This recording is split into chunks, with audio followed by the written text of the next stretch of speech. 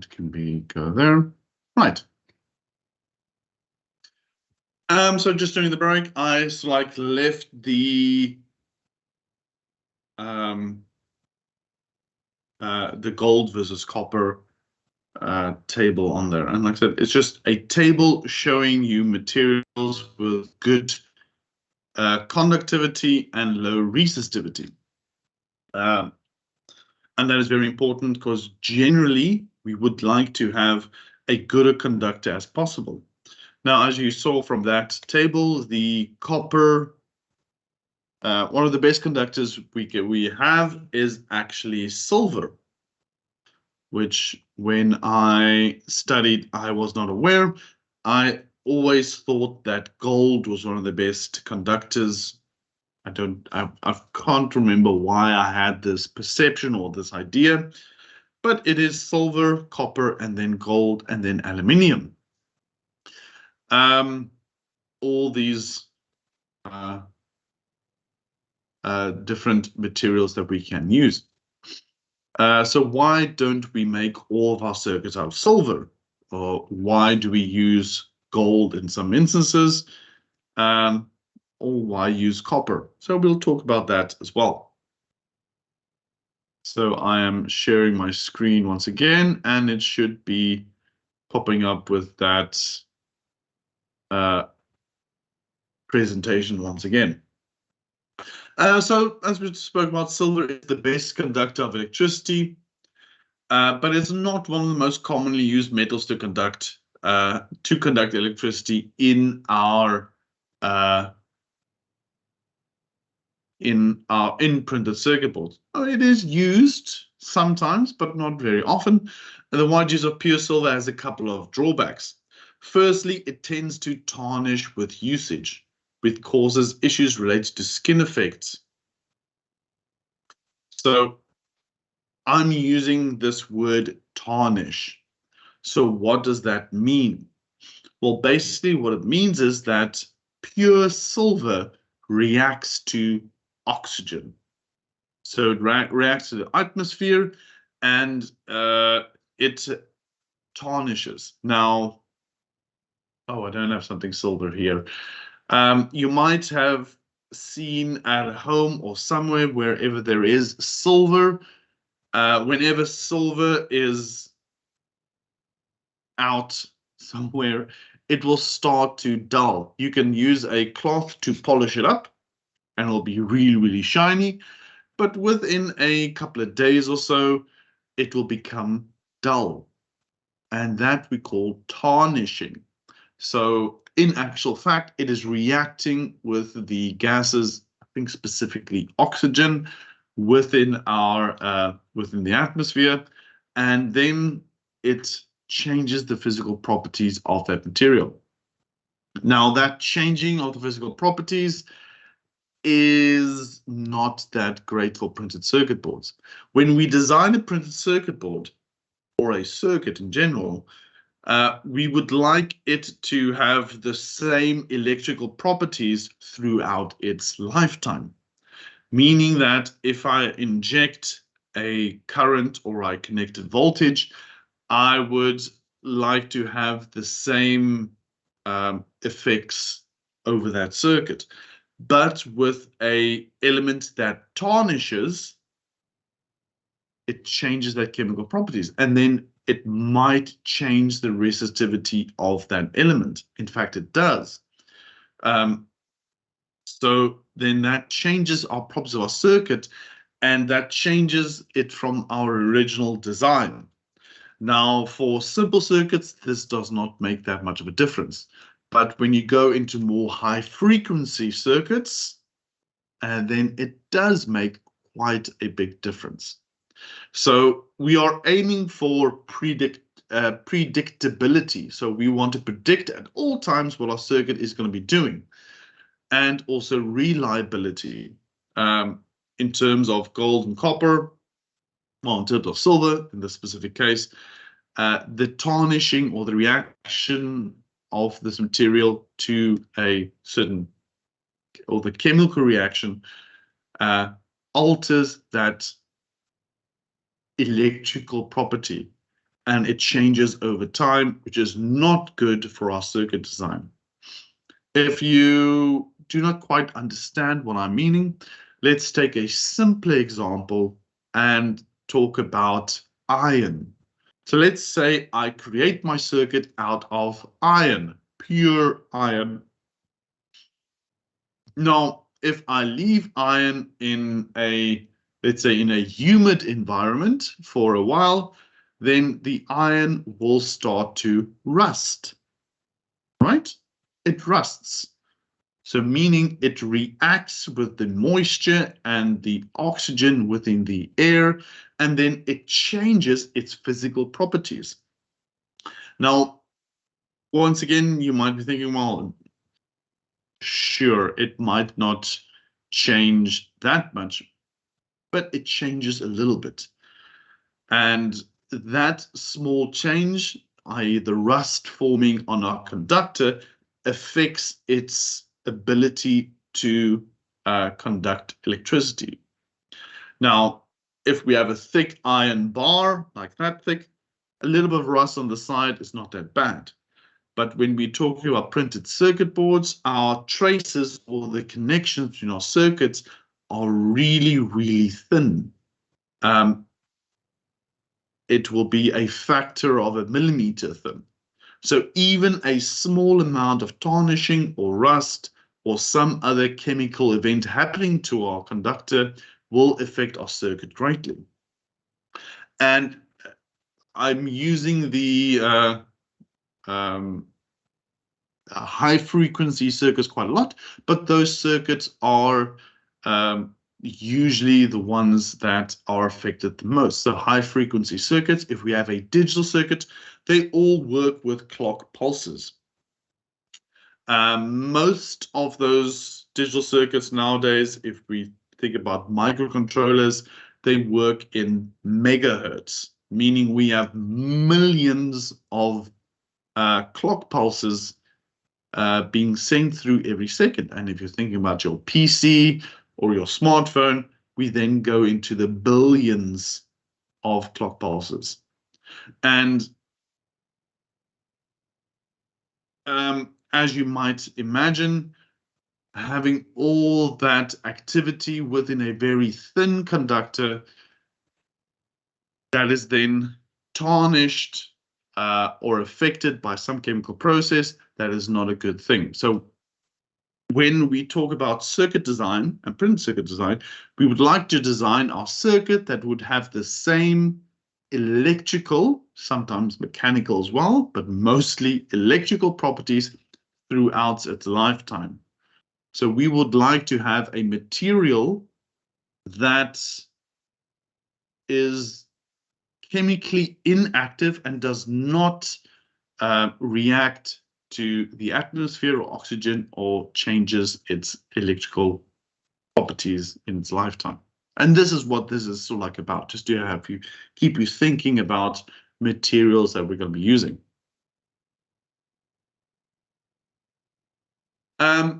So we spoke about tarnishing, but then the other quite obvious drawback of using silver, for instance, is that it is extremely expensive. Now we could use silver for our electrical wiring, but it is just simply too expensive. It is far more expensive than aluminium or copper. Now we come to copper, the second one in our table of good conductors. It's one of the most commonly used metals to conduct electricity.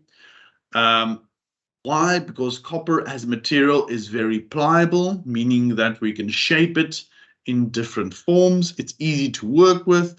It's easy to wrap or solder, which usually makes it the best choice when large amounts of wiring are needed. Usually, copper's core electrical function is related to the transmission of electricity and power generation. It is quite commonly used in motors, generators, transformers, bush bars. When properly installed, it's the safest and most efficient metal to produce electricity.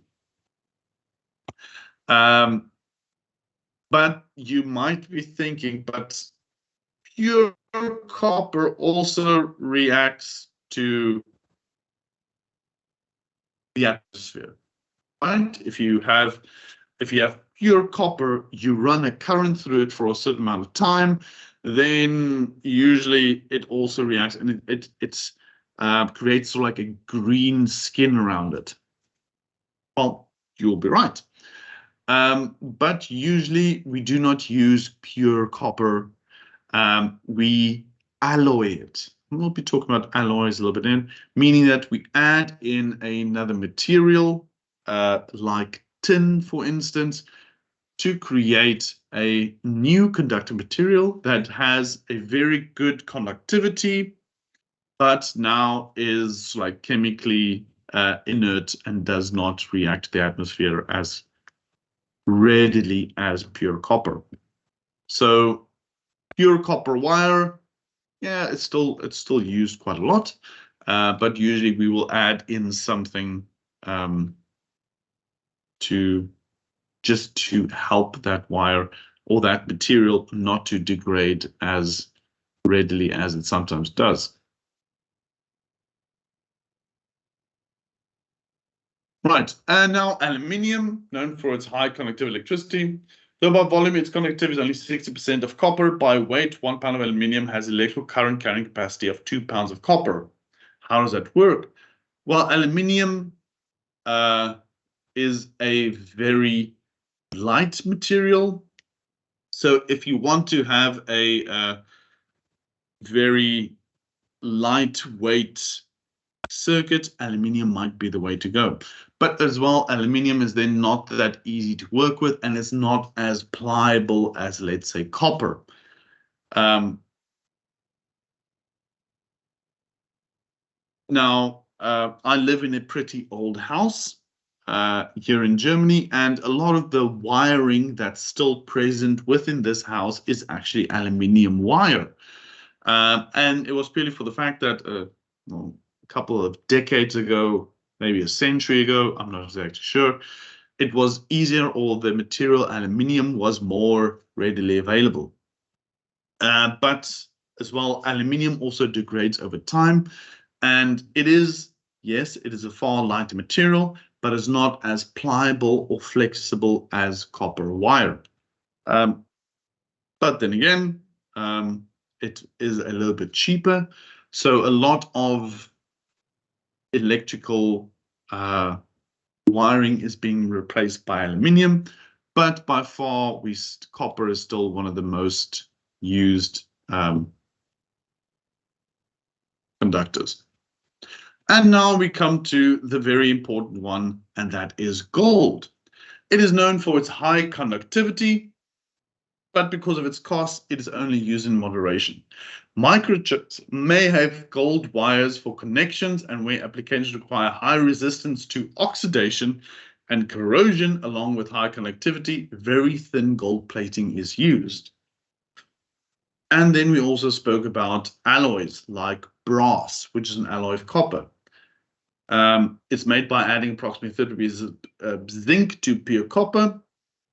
And though brass alloys and thermal conductivity is only 28% that of copper, its non-magnetic properties make it ideal for electrical and electronic terminals and connectors.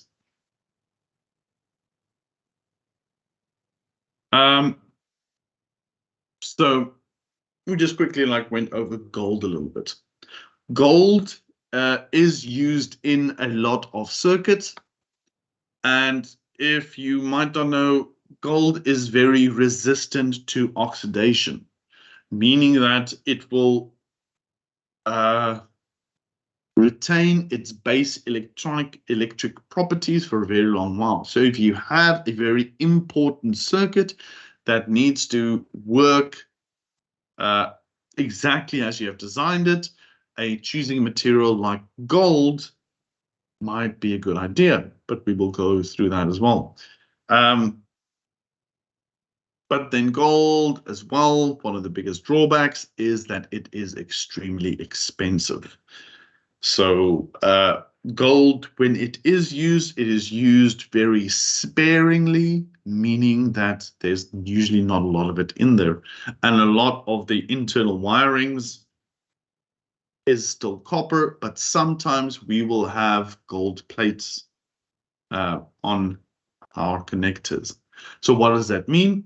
Wherever we have electrical connections exposed to the atmosphere, they might be coated with a very, very, very thin layer of gold, protecting the conductor underneath. But we'll go through all that as well. This is just a, I'm just trying to inform you of all the options of materials that we use, but more often than not, you will be using copper or some sort of copper alloy. When you want to design circuits, the internal architecture of an integrated chip, then you might use something like gold. But for the purpose of this course, I'm laying out all, well, not all, most of the possibilities and telling you why we may not or not be using them. But for this course, if I design a circuit, I will most often use, I will be using copper. So what do we use? And the answer a lot of the times is a combination. So in this top right, we have a small picture of a circuit board with a couple of elements on there. So the red part in the back of this, it is called, that is the substrate. That is the physical non-conductive layer, which just gives our circuit board its shape. Usually, when we speak about that, that is either a non-conductive material like fiberglass or something. It might also be plastic, but it is definitely a non-conductive material. You might recognize some of these elements. These are diodes. I have very small surface mount resistors. This is a light sensitive resistor and an integrated chip and a button. Now, running between these, you have these little lines, and those lines are our traces or our electrical connections. Now, you will see these traces are covered by some sort of substrate. We will talk about that as well. And right, so one, the conductor strips are made of from copper, which is a very good conductor, as we spoke about. So all these little, not white, but the lighter shade of red, that's our conductors.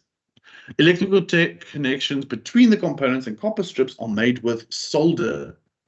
So when I attach a component to my trace, the electrical connection is usually made with some sort of soldering, which we will also have a look at a little bit later. And it's just the physical connection. So what you basically do is you mount a certain material with a lower melting point than your trace, for instance, tin, and that creates the physical connection between your component and the electrical trace. The board itself is made from a good insulator, as we spoke about, usually paper impregnated with resin. So it is might be a resin type hard board, but it can also be glass fiber board. Glass, paper, and resin spoke about are all very good insulators. Now you would like to have your elements as an insulator, so meaning that it does not conduct electricity. Why should the substrate not conduct electricity? Well, if the whole board conduct electricity, all these traces or our connection to our circuits would connect to each other, and we would not have a circuit and just would have one conductive surface, which would not conduct our circuits very well. The contacts of the chip holder are gold plated. So this is our integrated chip. So the connections of that chip holder are gold plated, which gives an excellent low resistive contact and also prevents tarnishing oxidation, which would otherwise increase the contact resistance over time. And also the chip is encapsulated in black resin, which gives good electrical insulation. And being black, it provides good heat conduction to disperse heat generation within the chip. So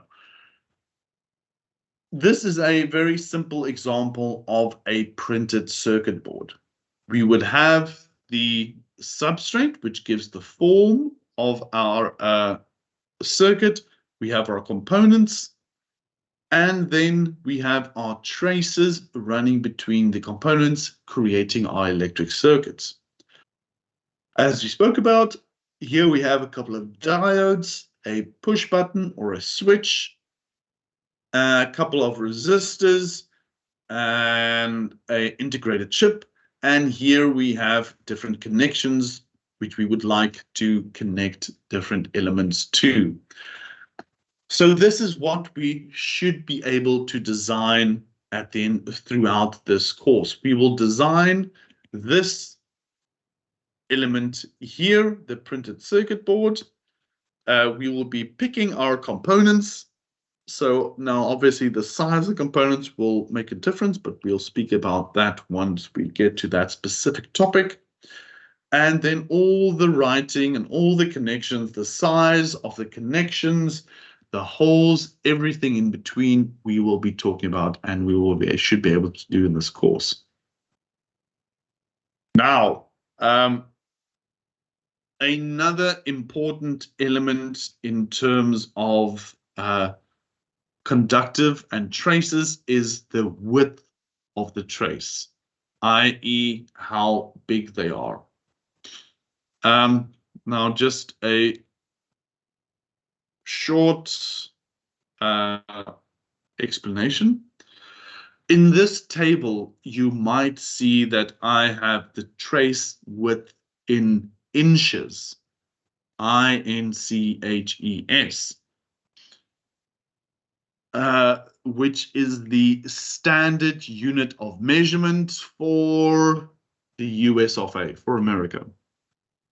Now, a short description in units. You will get confused because we will be dealing with 3 different types of measurements or unit measurements. We will be dealing with inches, millimeters, and then another unit of measurement called mils, M-I-L-L-S. And mils and millimeters are not the same. Millimeters and inches are also not the same. Now, the problem with this is a lot of the software is either written, is written by an American company, specifically EagleCAD is an American company. And unfortunately, so a lot of the design of printed circuit boards happened in America.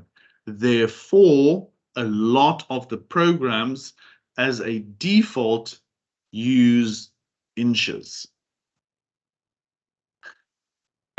So I will stress this point quite a lot. Always make sure in what type of units you are working with.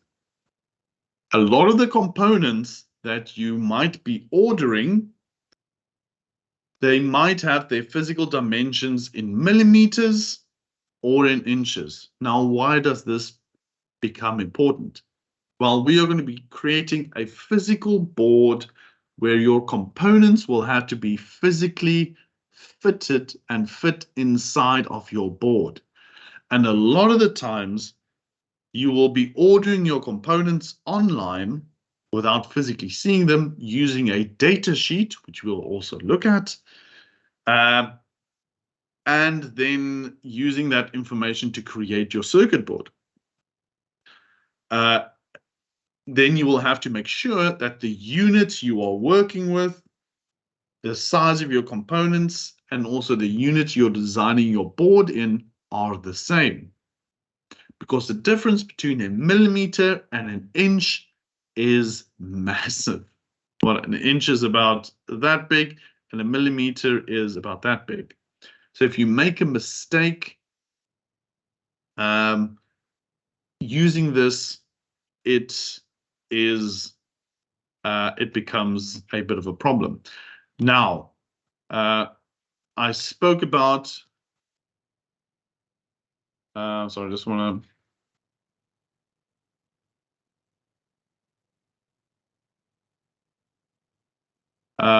Now I spoke, so I was just searching for something.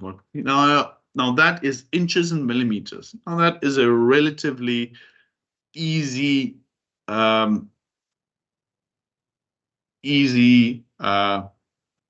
unit to understand, or the difference between, of course, inches big, millimeters quite small. But now I'm introducing a third unit of measurement called moles. Now, a mole is very confusing because it sounds like a millimeter, but it is not a millimeter. I'm introducing this concept. You might be confused a little bit, but then a little bit later on, I will show you as we're working in the with the software, you will see that you can always choose between inches, millimeters, and moles.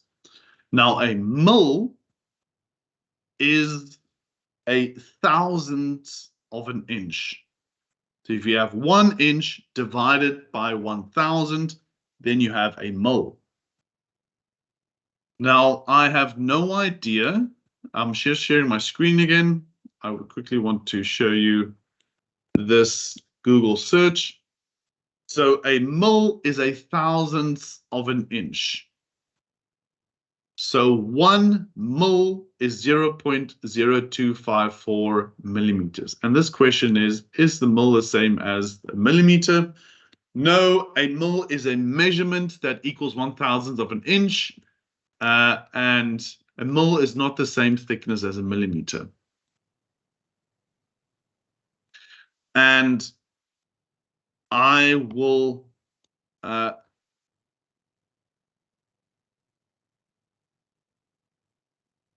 and that becomes very important because it's one of the biggest mistakes that people make is they see a measurement in a specification document, and that measurement is given in mole, and they immediately assume it is millimeter. And please double check.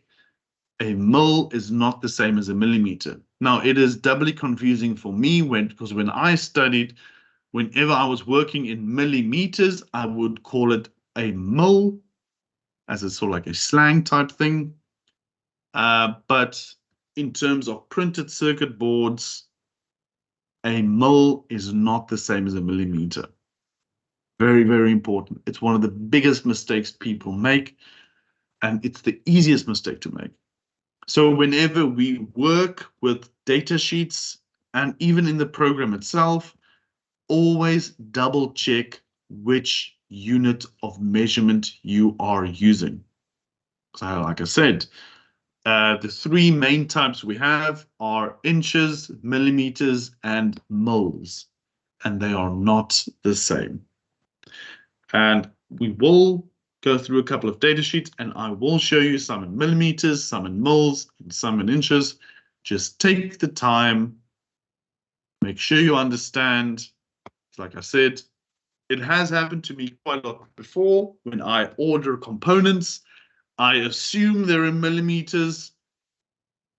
They're not in millimeters. I design my board, order my board, all the components, the boards arrive the same day, and then my components simply do not fit on my board because I made an assumption that was wrong. Very important. Okay.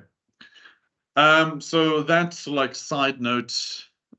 We now look at trace width, how wide the trace is, and that then corresponds to how much current it can handle. So this is another thing we have to think about in terms of how wide the trace is, the more current it can handle. So how does that make sense? Well, where does this come from? When we spoke about our resistivity, it has to do with the surface area. Now, surface area, one of the, this assumes sort of like that we have a circular trace and the width is a diameter, which then gives us, we can use to calculate our surface area. Right. And so if I have a trace with a width of 0.01 inch, which is relatively small, it can carry a maximum of 0.3 amps. Now, how do I calculate that? Well, it's a rather complex calculation, but what it comes down to is if I have a resistive element and I introduce a current flowing through that element, what happens? So over time, there will be a power loss over that conductor. And that power loss is calculated by, I think it's I squared R. So the square of the current times the resistance is the power loss across a conductor. So in what form does a power loss generally happen? Heat. So if I have a very thin conductor, that means it's got to usually have a very high resistivity because the cross-sectional area is very small, meaning that we have a very high heat coming off of that conductor. So I'm limited to the amount of current I can push through that little conductor. And this becomes very important when we are dealing with high power electronics, like AC circuits, alternating current circuits, where you generally have a couple of ampere running through your circuit. But also keep this in the back of your mind, is that when the thicker my trace or the bigger my trace, the more current it can handle. Why can it handle more current? Because the power loss through a thicker conductor is less than a thinner conductor, and that power loss quite often has to do with the amount of heat generated. Now, this also creates a bit of a problem, because if we have got a system which uses quite a lot of current, we would like to have as thick a trace as possible, but whenever we deal with printed circuit boards, the main idea usually is to keep it as small as possible. So you will have to decide how thick my conductor or my trace needs to be to handle that specific, to handle the amount of current I'm pushing through. So this is why you will always have to fall back on your knowledge about electrical engineering and electrical circuit properties, because it all becomes relevant.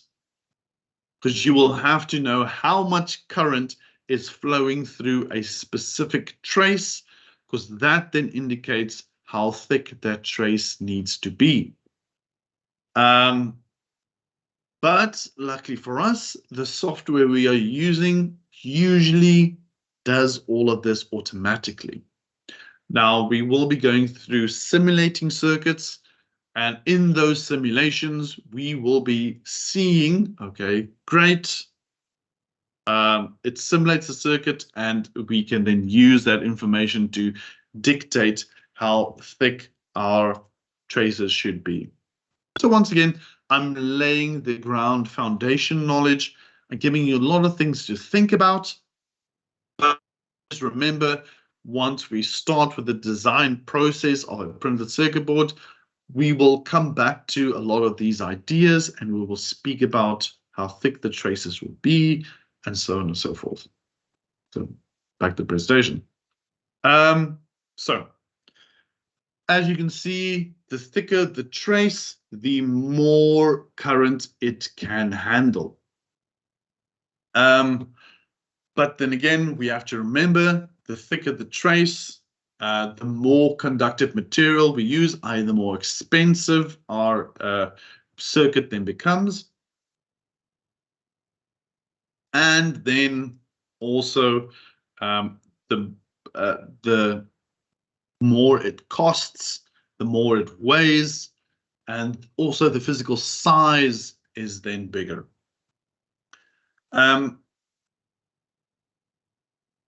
So let me get through this. Okay, so I think we will stop this here for today. We will carry on tomorrow from this specific point. So we have introduced a lot of concepts that some may be new, some may not be new. We will be continuing on tomorrow, looking more at the theory, and then also hopefully by tomorrow I will also introduce you to the program. For now, do not worry about it. We're still very much in the theory phase. There's not anything I need to do for homework or install anything. Don't worry, we will speak about that tomorrow. But just as a quick recap, so as I'm going through all this, I will be introducing some hopefully old knowledge that you already know, knowledge like current, voltage, resistance, and also power. And then I'm trying to relate that knowledge to printed circuit board design.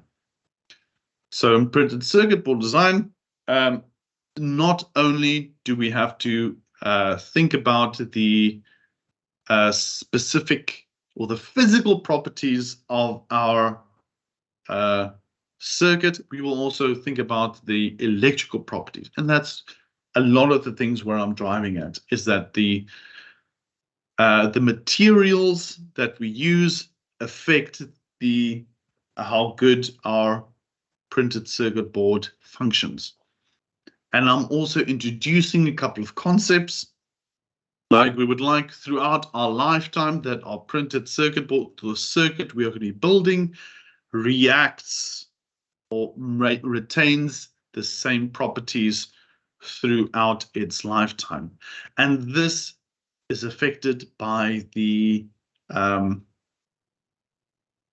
material we are using, but it's also affected by how much of that material we actually end up using in terms of trace width and so on. So what that means is, let's say I have a trace width of 0.1 inch. Let's use inches. And it can carry 0.3 amps safely. But what if for a certain period in my circuit's lifetime, it carries more than that? Well, then it has consequences. Then our circuit generally would then degrade. It would create more heat. That heat is then spread out through a circuit and might also reach my components. So these are all elements that we need to be thinking of. But like I said, as we go through the design process of printed circuit boards, I'll be reintroducing these concepts. So in this starting theory lecture, I'm just planting the seeds, and then as we move through the practical implementation, we will come back to a lot of these ideas, i.e. trace width, material, heat dissipation, conductivity, resistivity, and we will introduce them in a practical manner. Right. So thank you very much for attending this lecture. I hope you enjoyed a little bit. Maybe theory usually for me is also the most boring part of everything, but it is unfortunately something we have to get through, and then as we get through it, we get to the more practical implementation, which I find is a little bit more exciting. Now, once again, if you have any more questions, please let me know. I'll be sending the invitation for tomorrow's class, I think right now. So you have that in your inbox. And if there are any problems at all, you can't see my screen well enough, you can't hear me clearly, which is another important one, you can't understand me, please let me know. You can also tell your class representative, and then they can also let me know. Okay. Right. Yeah, I think I'll leave things here for now. I'll send you all an email with the invitation for tomorrow's class, and then, without more kerfuffle, I will see you all tomorrow. Right.